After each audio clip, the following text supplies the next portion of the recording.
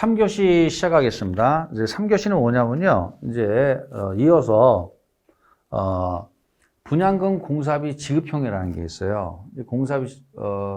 분양금 공사비 지급형은 공사비 대물 변제형과 유사해요. 유사한데 여기서 이제 건설회사가 대물로 이제 공사비를 받는 게 아니라 분양 대금으로 이제 나누는 겁니다.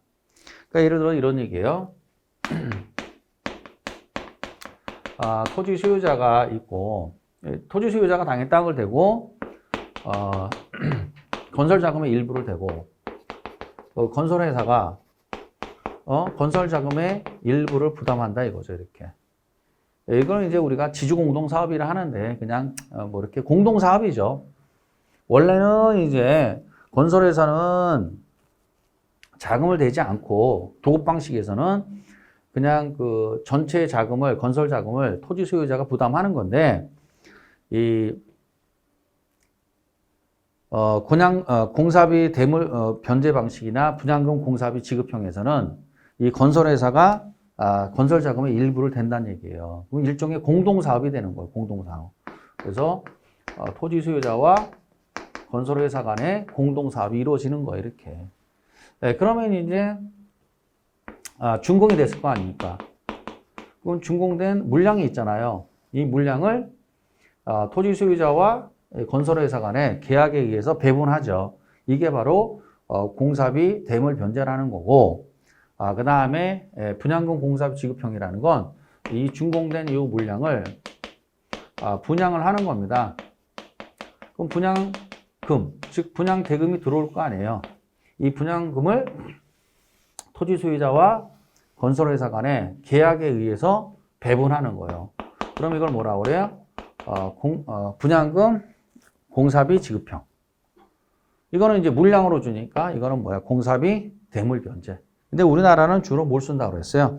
이걸 쓴다고 그랬죠. 재개발, 재건축의 경우에는 이걸 한다고 이렇게. 그래서 이제 이건 뭐야? 이건 일반 분양 물량. 이건 뭐예요? 조합원 물량. 이렇게 나누는 거죠, 이렇게. 보통 이렇게들 많이 합니다. 그래서 이제 여러분들이 이렇게, 혹시, 이해가 잘 안 되는 분들은 그 재개발, 재건축 했을 때 신문에 나오거든요. 그 내용을 좀 관심 있게 보시면 됩니다. 자, 이제 여기까지 했습니다. 자, 그 다음에, 이제 또 뭐가 있냐면은, 이번에는 이제 사업 위탁형이라는 게 있는데요.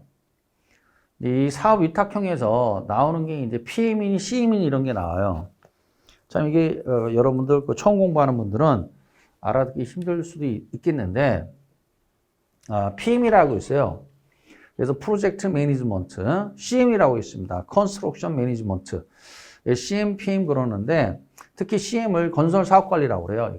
이게 이제 무슨 말이냐? 이런 얘기예요. 일단 읽어 드릴게요. 자, 토지 소유자가 소유권을 유지한 채 개발업자에게, 여기서 이제 토지 소유자가 누가 되냐면 이제 건축주가 되는 거예요. 건축주 또는 시행자.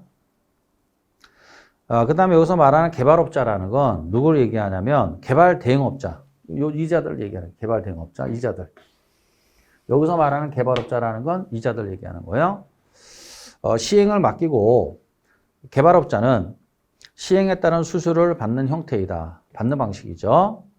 따라서 사업의 진행을 부동산 개발 대행업자에게 위탁하는 형태이다. 자, 그럼 이게 무슨 말이냐? 이자들에게 뭘 준다는 거예요? 수수료를 준다 이거죠. 만약에 사업 위탁 방식 또는 수탁 방식에서 개발 이익을 토지 소유자와 그다음 개발업자에게 배분한다. 그럼 무조건 틀린 거예요. 이건 말도 안 되는 얘기입니다.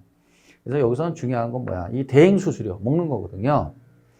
야, 도대체 이게 또 무슨 말이냐? 이렇게 되는 거죠. 무슨 말이냐면 이제 여기가 토지 소유자가 쉽게 말하면 시행자이면서 이제 이 건축주, 시행자가 되는 거죠. 같은 말입니다, 여러분. 건축주, 시행자. 이게 되고 뭐가 돼요? 건설 자금을 대는 거죠, 이렇게. 이건 전부 다 누가 하는 거예요? 이 건축주가 하는 거예요. 갑이라면. 갑이 땅을 대고, 그 다음에 건설 자금을 대는 거죠. 그럼 당연히, 이 시행할 수 있는 권리, 즉 뭐냐면 공사할 수 있는 권리, 그 시행권이라는데요. 시행권은 누구에게 있는 거예요? 갑에게 있는 거예요. 그럼 갑의 명의로 이제 분양이 나가겠죠. 만약에 물건이 준공이 되면 누구의 명의로 분양이 될까요? 갑의 명의로 분양이 돼요. 그럼 갑의 명의로 분양이 되니까 분양 대금도 누구한테 귀속돼요? 당연히 갑에게 귀속되는 거죠. 이렇게 분양을 치게 되면은 여기까지는 알겠다 이거죠. 여기까지는. 근데 이 일련의 과정이 보통 복잡한 게 아니란 말이죠. 이게 보통 복잡한 게 아닙니다. 그래서 여러분들 이제 나중에 이제 다 만약에 이제 여러분들이 그 뭐죠 토지 중개 같은 거 하게 되면 특히 이제 여러분들이 토지 중개를 하게 됩니다. 예를 들어서 뭐 상가부지라든가 또는 지산이라고 그래요. 지식산업센터 이런 이제 부지들을 여러분들이 이제 중개를 하다 보면 이런 내용을 알아야 이제 뭐예요? 그 매수인, 토지 매수인이죠. 매수인, 매도인과 매수인에 대해서 이렇게 중개를 잘 편안하게 할 수 있습니다. 이런 과정을 모르면 어떻게 돼요? 못합니다. 그러니까 이거는 기초고요. 여러분들이 더 실무에 나가셔가지고 더 많이 공부를 하셔야 돼요. 일단 시험 공부용으로 우리는 공부를 하는 겁니다. 그럼 다시 한번 토지 소유자가 뭐야? 갑입니다. 이자가 이제 건축주 시행자가 되는 거고 건설 자금을 다 누가 부담하는 거예요? 이 갑이 다 부담해요. 그럼 결국은 분양 대금은 당연히 누구한테 들어와요? 요 갑에게 다 귀속되는 거죠. 이자가 이제 시행권이 있는 거죠. 그래서 이걸 시험에서 뭐라고 표현하느냐? 사업의 명의는 뭐예요? 토지 소유자 명의로 사업이 진행된다. 이렇게 나올 수 있단 말이에요. 이건 맞다 하셔야 돼요. 그러면 진행은 누구의 명의로 진행돼요? 토지 소유자의 명의로 진행돼요. 그래서 다시 이야기하면 여기 보면 여러분 분양금 공사비 지급형이나 그 다음에 여기 보면 공사비 대물 변경이나 전부 다 토지 소유자 명의로 사업이 진행되는 겁니다. 이거. 그러니까 조합의 명의로 재개발, 재건축 조합의 명의로 사업은 진행되는 거예요. 당연한 거고. 자, 그러면 이제 여기에서 이제 이게 뭐냐 이거죠. 근데 여기서 이제 뭐가 있냐면은 뭐 사업 이제 천천히 설명드리면 뭐 부지 선정 또는 자금 조달. 그 다음에 자금을 이제 조달하는데 어떻게 자금을 조달하는 게 가장 합리적인 거냐. 그 다음에 이 어떤 건축 계획은 어떻게 세워야 되는 거냐. 시공자는 누굴 선정해야 되는 거느냐. 그러면 이제 시공자 선정이 되면 또 사업이 들어가게 되면 이걸 감리를 해야 돼요. 감리. 감리를 잘 안 하면 이제 뭐 부실 시공 일어날 수 있단 말이에요. 감리해야 되고. 여러분 보시면 저도 저희 집 수리를 하면서 느낀 거지만은 집을 수리하잖아요. 10년이 폭삭 늙어요. 해보신 분 다 제 말에 동의하실 겁니다. 신경 쓸 게 너무 많아요, 이게. 뭐 예를 들어서 전기, 목공, 타일, 그 다음에 도배장판은 뭐 기본이고요. 그거는 뭐 베란다, 샤시, 그 다음에 이제 화장실, 아주 스트레스 엄청 받아요, 이게.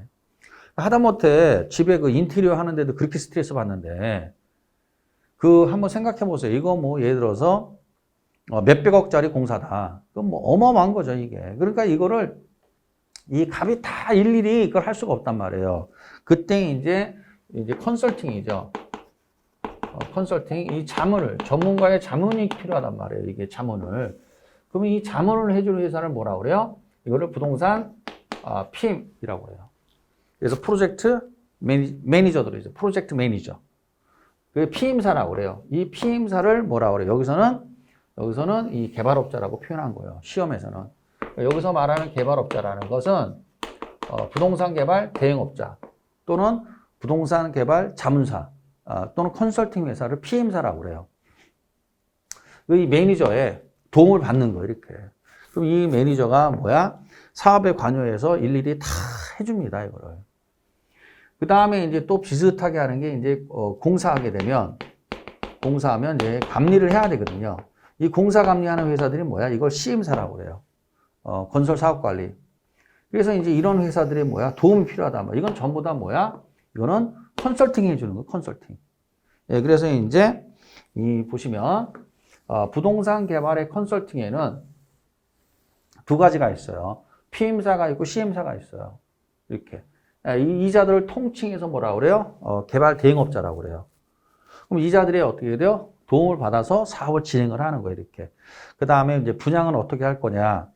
그 다음 임차인 모집은 어떻게 할 거냐. 뭐 이런 것들을 전부 다 조율하는 거죠. 교통정리하는 거예요. P임사가 다 교통정리합니다.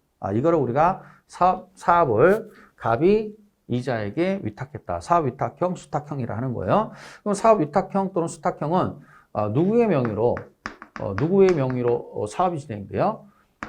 토지 소유자의 명의로 사업이 진행되고, 당연히 여기서는 갑이 이 P임사에게 당연히 소유권 이전하거나 그런 건 나오지 않죠. 컨설팅 받는다고 생각하시면 돼요. 그러면 이제 이렇게 사업을 이렇게 많이 합니다. 현실적으로. 그래서 이제 만약에 여러분들이 이제 토지 중개할 때 누구랑 이제 맞닥뜨리냐면 이 P임사, 부동산 개발 P임사로다가 많이 맞닥뜨려요. C임사는 만날 일이 거의 없고요. 주로 만나는 게 여기 이제 직원들과 맞닥뜨려요. 그래서 이 직원들이 와서 토지를 뭐 분석을 하고 뭐 땅이 어디 있느냐, 무슨 땅이 있느냐 이런 걸 다 여기하고 해요. 여기하고. 그리고 최종 계약 단계에서 이제 여기하고 갑을 만나서 이제 매수 이제 매매 계약을 체결하는 거죠. 여기를 최종적으로 이제 여기를 만나게 되죠. 근데 처음에 접촉을 할 때는 여기랑 접촉을 하게 됩니다. 그러니까 이제 이자들이 전문용어를 막 쓴단 말이에요. 그 중개하시는 분들을 좀 얕잡아 보고 막 전문용어를 써댄단 말이에요. 그러면 이제 무슨 말인지 못 알아듣는다? 그러면 이거 다 놓치는 거죠. 그러니까 알아들어야죠, 이거를. 그래서 이제 뭐 그렇게 생각하시고 조금 불편하신 분이 계실 수 있을 거예요. 근데 받아들이고 하시면 되겠습니다. 근데 이게 지금 제가 민간 개발 방식은 거의 본고사 수준이에요. 더 이상 강의할 것도 없어요. 입문 과정인데 미리 다 하는 겁니다. 왜냐하면 여기는 뭐 어려운 게 없거든요. 그러니까 이거 다 해버리면은 부동산 개발에서 2문제에서 3문제 나오는데요. 다 맞힐 수 있어요. 이게. 그러면 이제 이 정도가 답니다. 이게. 자, 이렇게 하시면 되겠고. 근데 이제 또 하나 하는 건, 전 대한민국입니다. 대한민국. 그 대한민국에서 제가 이렇게 뭐 아주 그냥 굉장히 잘 알려진 강사라고는 저는 말 못합니다. 그렇지만 뭐 이렇게 이런 부분들, 중간중간에 이런 부분들은 대한민국에서 저만 이렇게 강의할 수 있습니다. 타의 추종을 불허해요, 제가. 이런 부분에 대해서. 왜냐? 실무 쪽도 이제 어떻게 해야 돼요? 제가 아주 잘 안다 그러는 건 아니지만 꽤 많이 알고 있습니다. 실무 쪽도. 실무를 모르고 어떻게 해야 돼요? 수업할 수는 없단 말이죠, 이게.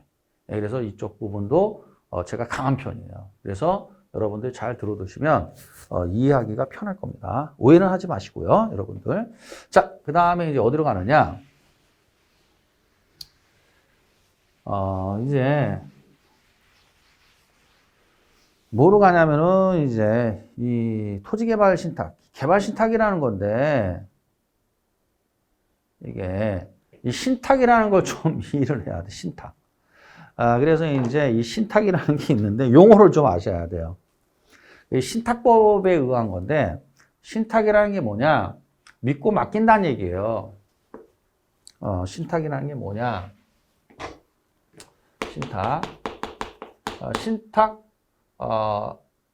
신탁이라는 게 뭐냐? 믿을 신,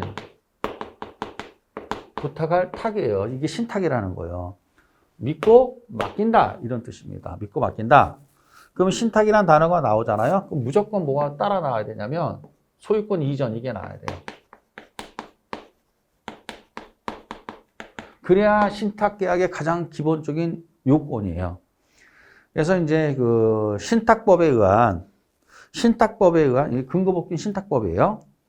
신탁법에 의한 그 신탁이 계약이 이제 완성되기 위해서는 요건상 뭐가 돼요? 소유권이 이전이 돼야 돼요.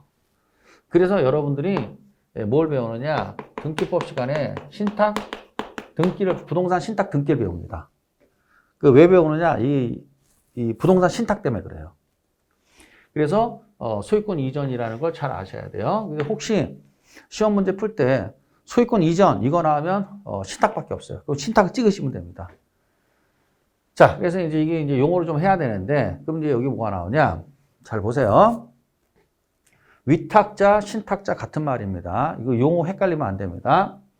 위가 맡길 위자예요. 탁이 부탁할 탁이고. 그래서 부탁하는 자 또는 신탁자, 믿고 맡기는 자 같은 말입니다.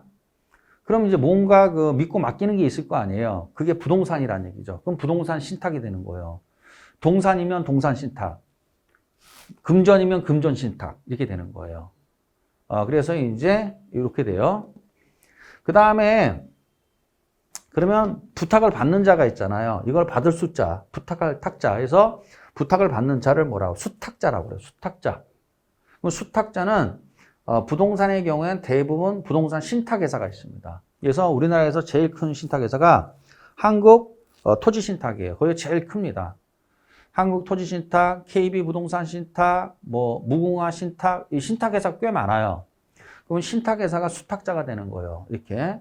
근데 신탁회사를 다시 요걸 없애서 신탁사라고 할 수도 있어요. 그래서 이제 이게 이 전문 용어이기 때문에 이게 이제 어떻게 보면 말장난 같은데 시험에는 그걸 악용해요. 여기 보면 신탁자가 나오죠. 여기는 신탁사가 되잖아요. 헷갈리는 거예요, 이게. 그래서 신탁사가 뭐죠? 신탁회사. 그 다음에 수탁자 같은 말이 돼요.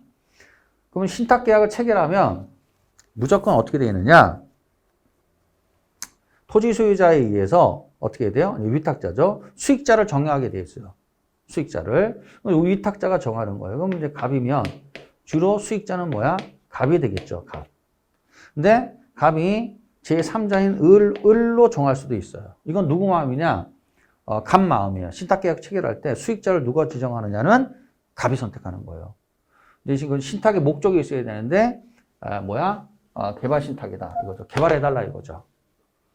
그러면 이제 신탁계약을 체결하고 개발 신탁을 체결하고 계약을 체결하고 체결을 하게 되면 자 뭐가 있어야 돼요? 토지 소유권이 일로 이전이 돼야 돼요. 이렇게. 그래서 토지 소유자가 바뀌는 거죠. 그래서 누구로 바뀌어요? 위탁자에게서 수탁자로 소유권 이전됩니다. 왜 형식적이냐? 형식적이라고 되어 있죠. 왜냐하면 만약에 계약이 종료가 되면 종결되면 다시 원상 회복 돌아갑니다. 이렇게 믿고 맡겼으니까 그럼 신탁의 목적이 달성이 됐대요. 그럼 다시 원상 회복이 되는 거예요. 이렇게 그래서 형식적으로 소유권 이전돼요. 그 다음에 이 수익자로 지정된 자에게 이 신탁회사는 뭘 발행하느냐? 수익증권을 발행합니다. 수익증권 또는 이거를 수익권 증서라고 해요. 수익권 증서라는 걸 발행해요. 수익권 증서에 보면 이제 예를 들어서 갑이다. 쉽게 하면 누가 될 수 있을까요? 이게 만약에 이런 얘기예요. 조입니다. 박상우가 제 이름이 박상우니까 박상우가 이제 토지 소유자예요. 개발 신탁 계약합니다. 신탁회사하고 수익권 이전하죠. 동시에 내가 수익자를 정한단 말이에요. 수익자를 누구로 정했느냐? 제가 제 집사람과 제가 아들이 둘이 있습니다. 아들 둘을 수익자로 정했단 말이에요. 이렇게 할 수도 있단 말이에요. 그러면은 이제 신탁계약 체결되면 수익권 증서에 우선 수익자가 나온단 말이에요. 우선 수익자. 우선적으로 수익을 받을 수 있는 자. 수익자가 누구냐? 받을 숫자, 이익자. 이자는 이익만 받는 거예요.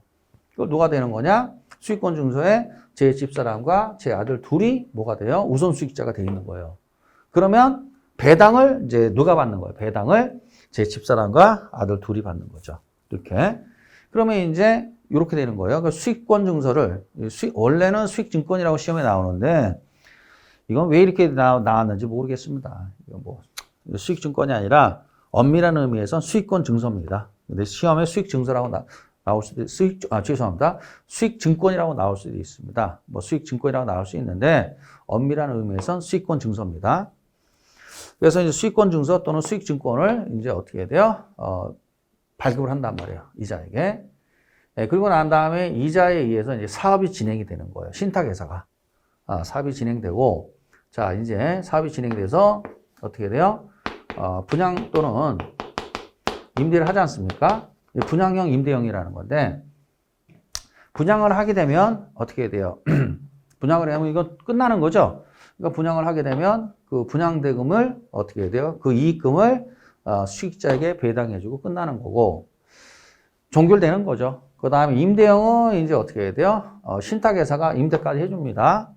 해줘서 임대 수익을 수익자에게 배당해주고, 그 다음에 그 신탁 계약 기간이 이제 종결이 되면, 끝나면 어떻게 해야 돼요? 이게 다시 원상회복, 이게 돌아가는 겁니다. 이렇게, 이런 형태로. 그래서, 임대형과, 분양형과 임대형, 이 두 가지가 있습니다. 자, 그럼 이게 이제 무슨 말이냐? 이제 이걸 설명해 드릴게요. 자, 이제 설명을 하면, 자, 그러면 이제 일단 읽어 드릴게요. 자, 동그라미 읽어보세요. 토지 소유자가 이제 위탁자 또는 신탁자예요. 개발을 목적으로 대상 토지를 수탁자에게 신탁하고, 그 다음에 수탁자는 그 토지를 개발 또는 임대하거나 분양하여 수익을 올려 수익자에게 교부하는 행위다. 이렇게 돼 있죠. 자, 그러면 이제 이게 무슨 말이냐? 요거를 좀 더 설명을 하면, 자, 이렇게 되는 겁니다. 여기 보십시오. 자, 그러면 이제 어떻게 되는 거냐? 제가 토지 소유자예요. 저 갑입니다. 근데 이제 이 땅을 개발을 해야 되는데 내가 개발할 능력은 안 된다 이거죠. 개발할 능력이 안 된다. 왜냐, 이 부동산을 개발한다는 건 이거 아무나 하는 게 아닙니다, 여러분. 이거 그러니까 여기에 쭉 이 잔뼈가 굵은 사람들이 하는 거지. 그 어지간한 사람들은 엄두가 안 나는 거죠. 그렇지 않습니까? 이게 아무나 하는 게 아니에요. 그러니까 결국 무슨 말이냐? 그 상당한 사람들이 하는 겁니다. 이 사람들은. 그러니까 이게 개발하는데 쉬운 일이 아니니까 그럼 부동산 개발을 전문으로 하는 회사들이 있잖아요. 그게 바로 부동산 신탁회사예요. 그래서 부동산 신탁회사가 이 부동산 개발을 전문으로 한단 말이에요. 이게 신탁회사들이. 그러면 이제 이 토지 소유자가 갑이 여기가 신탁계약, 개발 신탁계약을 체결합니다. 그래서 토지 개발 신탁이라 해요. 네가 개발해라. 네가. 나는 그 자금도 없고, 그 다음에 땅은 있는데 자금도 없고, 개발할 능력도 없고, 분양 능력도 없다. 그러니까 네가 해라. 그럼 오케이. 계약을 체결합니다. 이렇게. 그러면 계약을 체결하게 되면 어떻게 해야 돼요? 무조건 소유권 이전. 소유권이 이전돼서 그 소유자가 갑에서 신탁회사로 소유권이 이전돼요. 그럼 신탁회사가 뭐가 돼요? 토지 소유자가 되는 거예요. 이렇게 바뀌는 거예요. 요걸 아셔야 돼요. 그러면 등기부를 이제 열람을 하게 되면 갑에게서 신탁회사로 소유권 이전이 됩니다. 그러면 등기 원인은 뭐냐? 그러면 신탁으로 나와요. 매매가 아니라 신탁. 이런 식으로. 그 다음에 거기 신탁 원부가 있는데 그 내용들은 여러분들이 이제 좀 더 공부를 더 한 다음에 하시고 그렇습니다. 이게 중요한 말이에요. 그러면 이 땅이 누구한테 와 있느냐? 신탁회사에 와 있단 말이에요. 그리고 제가 집사람과 제 아들들을 수익자로 지정을 했단 말이에요.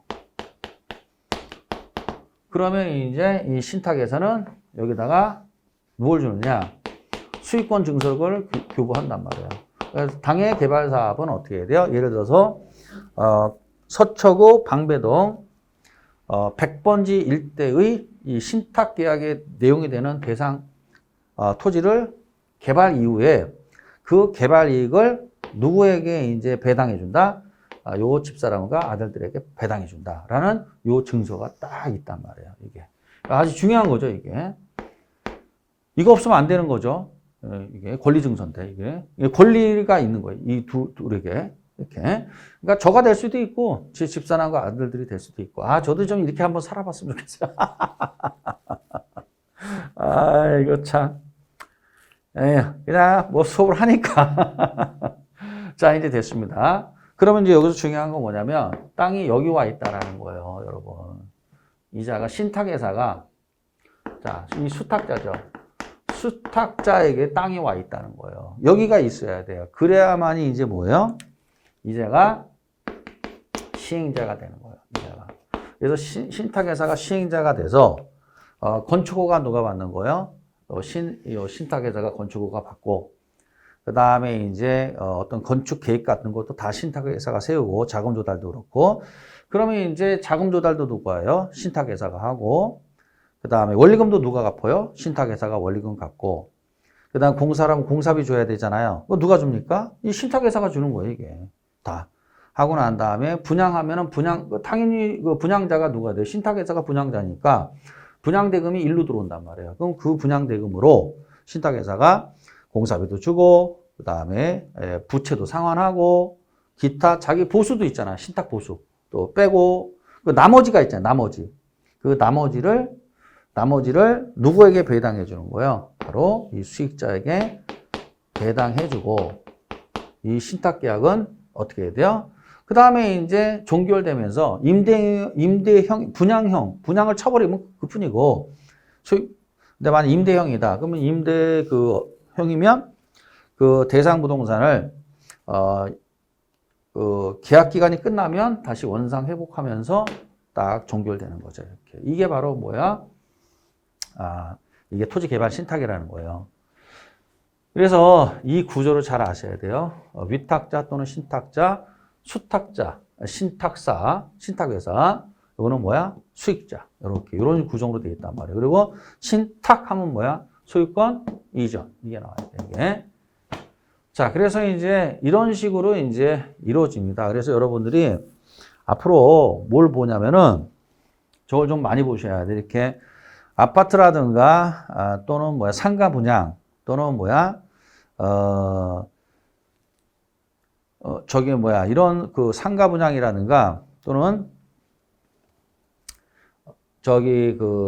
이런 것들을 분양하는 거 보면 이제 뭐가 있느냐? 거기 보면 이제 그 분양 광고를 보시면 시행자가 무슨 신탁회사 이렇게 나온단 말이에요. 무슨 예를 들어 KB 부동산 신탁회사 뭐 이런 식으로 나와요. 그럼 시행자가 신탁회사잖아요. 그러면 거의 무슨 신탁이에요? 이 개발 신탁이에요.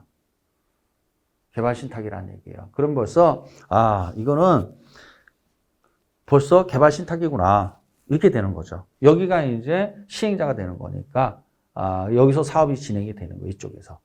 그래서 이런 내용을 좀 알고 계시면 되겠습니다. 그래서 이제 뭐가 있냐면은 자 정리하면 이렇게 돼요.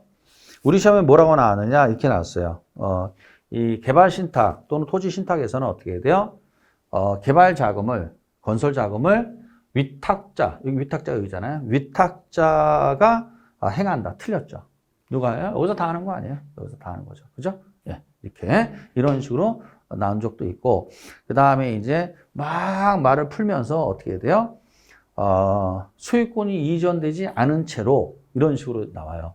이건 말도 안 되는 거죠. 소유권이 이전이 돼야 되는 거죠. 이렇게 알고 계시면 되겠어요. 자, 그래서 이제 그러면 혹시 이제 못 알아듣는 분들은 뭐냐면은 이제 여러분들이 등기법 시간에 이제 신탁 등기도 배웁니다. 예, 신탁 등기를. 신탁 등기 배우면은 이 용어들이 그대로 나와요. 나오니까 그거 듣고 다시 한번 또 보면은 뭐 다 이해가 됩니다. 어려운 거 하나도 없어요.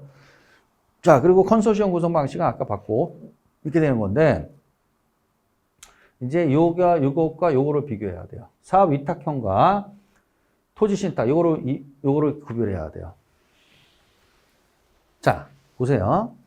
이제 이게 두 가지를 구별해야 되는데 사업 위탁형 또는 수탁형은 자, 시행자, 토지 소유자가 토지를 확보하고 건설 자금도 토지 소유자가 이제 확보하는 거예요. 당연히 사업은 누구의 명의로 진행돼요? 토지 소유자의 명의로 진행이 되는 거고 단순히 이 개발업자, 여기서 개발업자는 개발 대행업자죠. 이자들에게는 단순히 어떻게 해야 돼요? 어떤 컨설팅의 대가로 그냥 수수료 주고 끝나는 거예요. 근데 여기서 만약에 사업 위탁형이나 또는 사업 위탁 또는 사업 수탁형에서 개발 이익을 나눠 먹는다. 이런 소리 나오면 틀린 거죠. 이건 뭐 말이 안 돼요. 수수료 주는 건데. 개발 이익을 나눠줄 수가 없는 거죠. 이게. 예, 그러면 무조건 X가 되는 거예요. 그리고 만약에 사업 위탁형에서 형식적으로 어떻게 돼요? 토지 소유자에서 개발업자에게 형식적으로 소유권 이전된다. 뭐 말도 안 되는 얘기죠. 아니 생각해보세요, 여러분. 컨설팅 업자에게 누가 소유권을 말이 안 되죠. 근데 이게 이제 내용을 잘 모르면 뭐가 뭔지 모르니까 말려 들어가는 거예요, 이제. 자, 그 다음에 이제 토지 개발 신탁이라는 게 있는데, 자, 토지 개발 신탁 또는 개발 신탁이 나면 위탁자, 수탁자, 수익자가 나와야 돼요. 그래서 위탁자, 수탁자, 수익자. 자, 토지 소유자인데 개발 능력이 없잖아요. 땅은 있는데 위탁자, 개발 신탁 계약을 체결하죠. 신탁회사와. 그럼 당연히 어떻게 돼요? 소유권은 이전이 되는 거예요. 그러면 이제 누가 이제 사업의 주체가 되고 시행자가 되는 거예요. 이 신탁회사가 시행자가 되고 모든 개발 행위를 신탁회사에 있어서 이제 작동이 되는 거예요. 그리고 이제 수익자 지정하잖아요. 수익자 지정하고 그러고 난 다음에 이 수익자에게 이 신탁회사는 수익증권을 이제 교부하는 거죠. 그리고 난 다음에 모든 개발 행위는 이제 누구에 이루어지는 거예요? 요 신탁회사에 의해서 다 이루어지는 겁니다. 그래서 다시 설명할게요. 자, 그래서 어떻게 해야 돼요? 자금 조달, 이제 대출 받고, 그 다음에 시공자 선정해서 공사 들어가고, 그 다음에 건축허가도 당연히 어디서 받아요? 신탁회사가 건축허가 받고, 그 다음에 땅 소유권이 있으니까, 그 다음에 이제 그 시공자 선정한 다음에 시공업자에게 공사비 주고 대출 받아서, 그리고 이제 분양을 한단 말이에요. 그럼 분양 대금은 누구한테 들어와요? 이 신탁회사 일로 들어온단 말이에요. 일로. 그러면 이걸 가지고 어떻게 해야 돼요? 부채를 상환하고 공사비 주고 그다음 자기 신탁보수 빼먹고 나머지를 누구한테 배당한다? 수익자에게 배당해주는 구조가 바로 개발 신탁이죠. 그러면 이 개발 신탁에서는 어떻게 돼요? 중요한 말이 소유권이 이전된다. 이게 아주 중요한 표현이 되는 거죠. 그렇죠? 사업 위탁형에서는 소유권 이전되지 않죠. 여기서는 소유권이 이전된다라는 거. 그래서 신탁 믿고 맡긴다. 그러면 이퀄 뭐야? 소유권 이전. 이렇게 누구에게서 누구에게로 위탁자에게서 수탁자에게로 소유권이 이전된다. 이렇게 알고 계셔야 돼요. 왜 그러냐면은 여기가 소유권이 여기 와 있어야 이 신탁회사가 이제 뭐야? 시행자가 될 수 있단 말이에요. 건축주가. 땅이 없는데 뭐 어떻게 건축주가 될 수 있겠어요. 그래서 무조건 땅부터 넘겨받는 거예요. 이렇게. 자, 그리고 난 다음에 이제 어디로 가느냐. 그래서 민간 개발의 이용을 좀 받고, 이제 나온 게 뭐냐면은, 이 이제 SOC 사업에 민간 자금 도입이라는 게 있어요. 근데 근거 법규는 뭐냐면, 사회 기반 시설에 대한 민간 투자법이라는 게 있습니다. 이것에 의해서 이제 이 용어만 좀 아시면 돼요. 용어만. 그래서 이제 여기서 뭐가 나오냐? BTO, 이제 여기 나오면 BTO, 그 다음에 BTL, 그 다음에 뭐 BOT, BLT, BO. 이게 나오는데 아주 시험에 이거 잘 나와요, 이거. 별것도 아닌 건데, 참, 잘 나옵니다. 그래서 용어를 좀 봐야 되는데 이게 무슨 말이냐? 요 배경이 뭐냐면 SOC 사업이라는 게 뭐냐면 사회 기반 시설이라고 돼 있잖아요. 사회 기반 시설을 요 사업하는 걸 SOC 사업이라고 그래요. 그래서 영어로 Social Overhead Capital이라는 얘기인데 사회 간접 자본 이런 얘기인데 이게 도대체 무슨 말이냐 이런 거죠. 여러분들이 이제 뭘 배우냐면 이제 그 공법 시간에 뭐 정비 기반 시설 또는 기반 시설 이런 걸 배울 거예요. 이게 무슨 말이냐면 가장 대표적인 게 도로입니다. 도로 그다음에 뭐요? 전철, 도로, 상수도, 전기 이런 걸 전부 다 사회 기반 시설이라고 그래요. 이런 걸. 학교 이런 거. 그러면 이런 거를 원래는 전부 다 이 사회 기반 시설은 누가 하는 거예요? 정부가 재정으로 하는 거예요. 정부 재정으로. 그런데 이제 IMF 때 이제 우리나라가 부도가 났잖아요. 우리나라가 부도가 나면서 이제 어떻게 돼요? 이게 이제 돈이 있어야 사업을 할 거 아닙니까? 이게 아무 못 한단 말이에요. 도로도 못 하고, 그 다음에 이제 뭐야, 전철도 그렇고, 그 다음에 그 다리를 놔야 되는데, 뭐 돈이 있어야 다리를 놓지. 못 한단 말이죠. 그래서 민간 자본을 이 사업에 도입하기 시작해요. IMF 이후에. 예, 그러면서 도입된 게 이겁니다.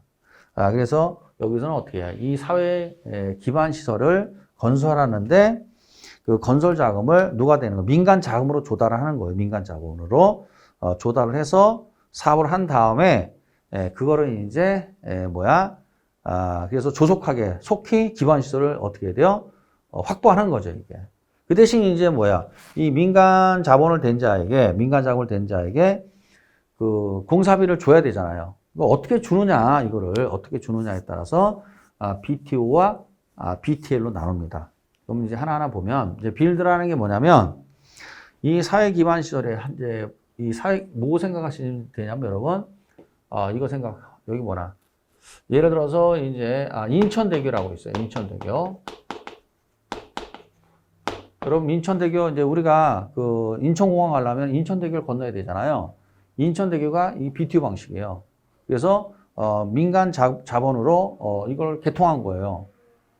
이게 그래서 톨비가 좀 비싸죠. 그다음에 민자 고속도로라고 들어보셨을 거예요. 고속도로인데 이거는 도로공사가 개통한 게 아니라 민간 자본으로 한 거예요, 이거. 그러니까 어떻게 해야 돼요? 톨비가 비싸요. 그러니까 톨비가 비싼 건 대부분 BTO 방식이라는 거예요, 이게. 자, 그래서 민자 고속도로, 이거 대교, 그 다음에 민자 경전철.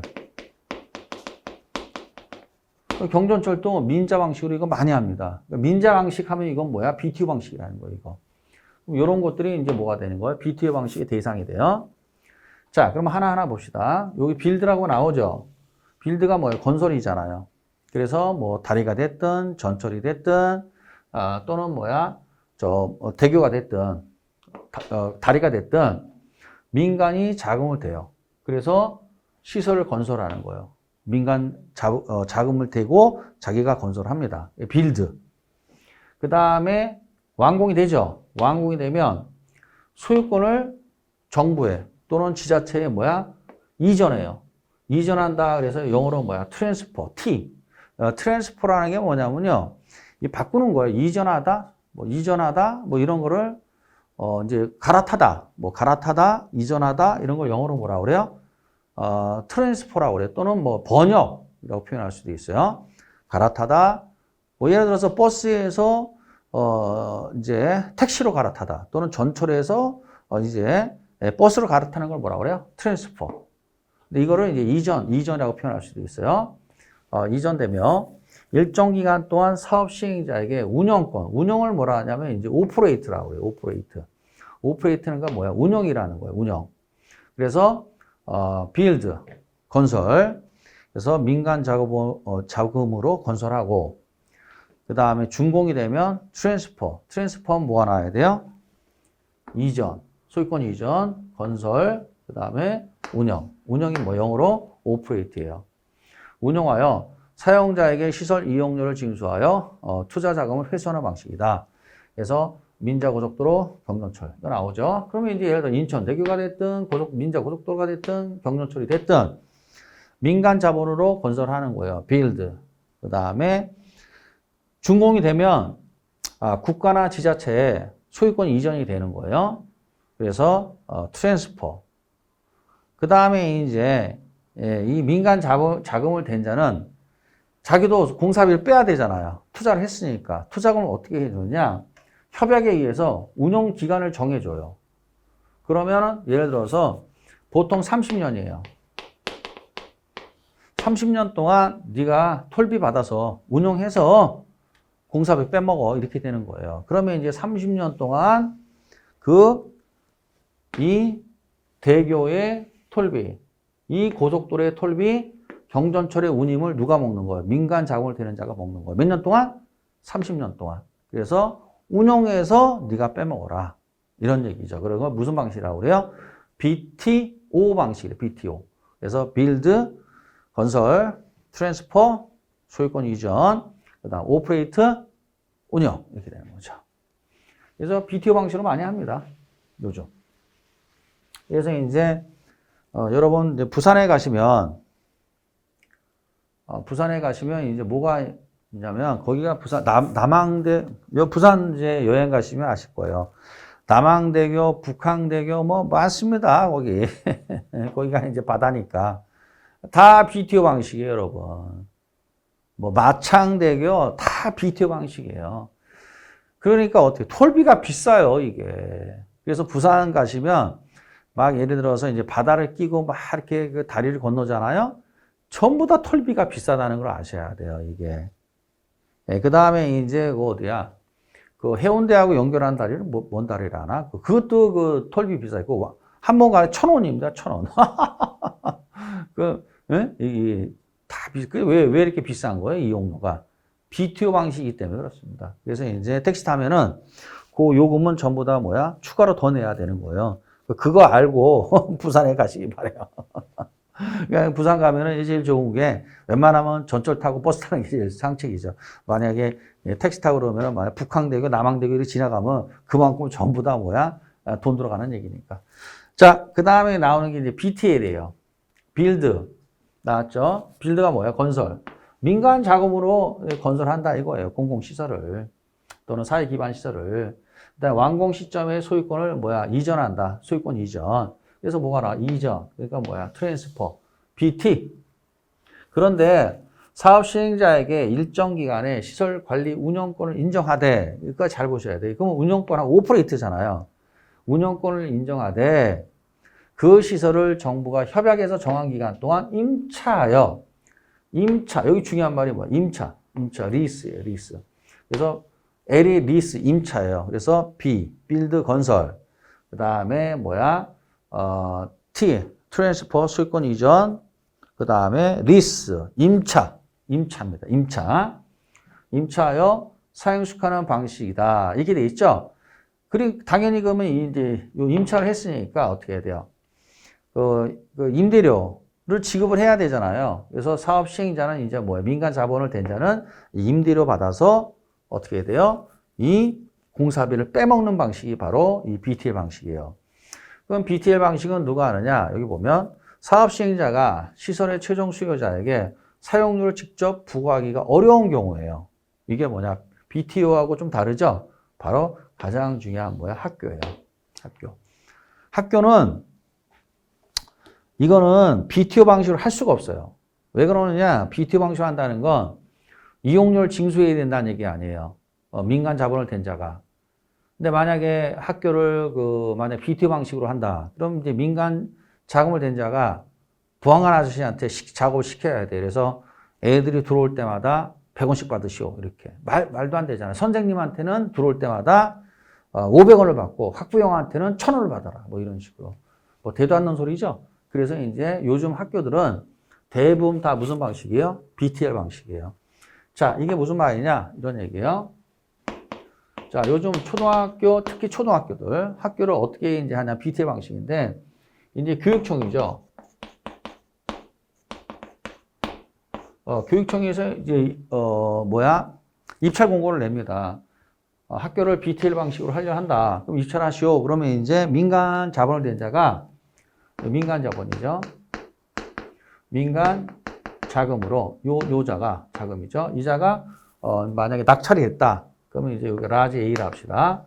라지 A가 교육청하고 BTL 계약을 맺는 거예요. 민간 자본을 들여서 요거는 뭐야? 건설을 합니다. 여기 뭐야? B, 빌드. 그렇죠? 그 다음에 이제 준공이 돼요. 건물이 준공이 돼요. 준공이 되면 뭐야? 요 소유권을 학교라는 요 소유권을 교육청에 이전합니다. 교육청에 이전.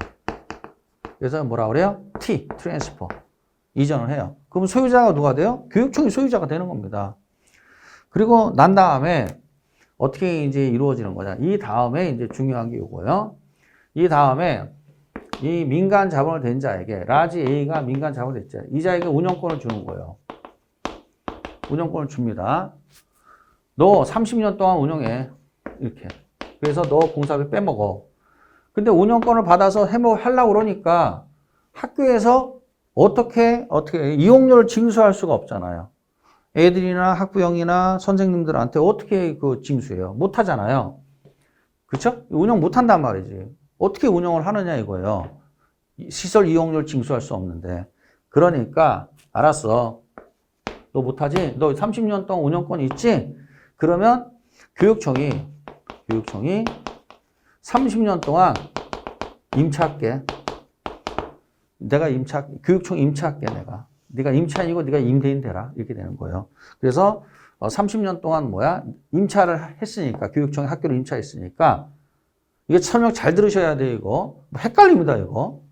임차를 했으니까, 결국 운영권에다가 뭘 준 거예요? 임차권까지 준 거예요, 임차권. 요 임차권까지 이걸 줬어요. 그러니까 요 임차권에 의해서 30년 동안 이 라지 A에게 교육청 뭘 줘야 돼요?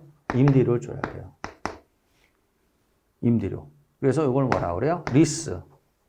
그래서 L, BT, 그래서 B, T, L 이거는.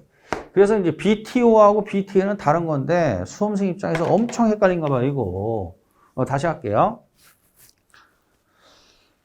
아이고, 참 어렵습니다. 이 공인중개사 되는 과정이 이렇게 험난합니다, 여러분. 근데 이제 험난하지만 대신 시사상식은 넓어져요. 그래서 이제 여기 관심이 있는 분들은 그냥, 그렇구나, 이렇게 되는데, 혹시 없었던 분이라면, 관심을 가져주시기 바랍니다. 어차피 이제 시험 공부 하셔야 되니까요. 자, 이제 학교 같은 경우에요. 학교 초등학교입니다. 그러면 이제 교육청이, BTL 계약을 맺어요. 그럼 민간 자본을 대는 자가 라지 A입니다. 자기의 자금으로 학교를 건설해요. 준공됩니다. 그러면 준공되면 건설, B, build. 준공된 학교를 교육청이 이전합니다. 소유권 이전, 트랜스퍼, B, T, 소유권 이전. 그런데 일단 30년 동안 운영권을 줘요. 이 민간 자본을 댄 자에게. 자, 교육청이. 그런데 여기서 운영권을 행사할 수가 없어요. 이용료 징수할 수 없잖아요. 그래서 이자에게 임차권을 준 거예요. 그럼 임차권을 주고 그러면 교육청이 이거를 임차하는 꼴이 되는 거죠. 그래서 30년 동안 임대료를 어떻게 교육청이 지급을 해서 이 라지 A, 민간 자금을 댄 자가 공사비 빼내는 거죠. 이게 BTL 방식이고, BTO는 이게 아니에요. BTO는 어떻게 되죠? 자, 다시. BTO는 어떻게 해야 돼요? 이제 결국 민간 자본을 댄 자가 빌드. 자, 도로 또는 전철 이런 것들을 건설합니다. 자기 자금으로. 그 다음에 준공이 되면 소유권 이전, 트랜스퍼. 그래서 국가나 지자체에 소유권 이전하고, 그 다음에 그 민간 자금을 댄 자가 일정 기간 동안 운영권을 획득하는 거예요. 오퍼레이트. 그래서 시설 이용료를 징수할 수 있죠. 그러니까 뭐가 돼요? 고속도로 톨비, 경전철, 요금, 인천대교 톨비 이렇게 돈을 받아내서 사업하는 거죠. 그래서 BTO와 BT를 구별을 하셔야 될 겁니다. 알았죠? 자, 해서 잠시 쉬었다 오겠습니다.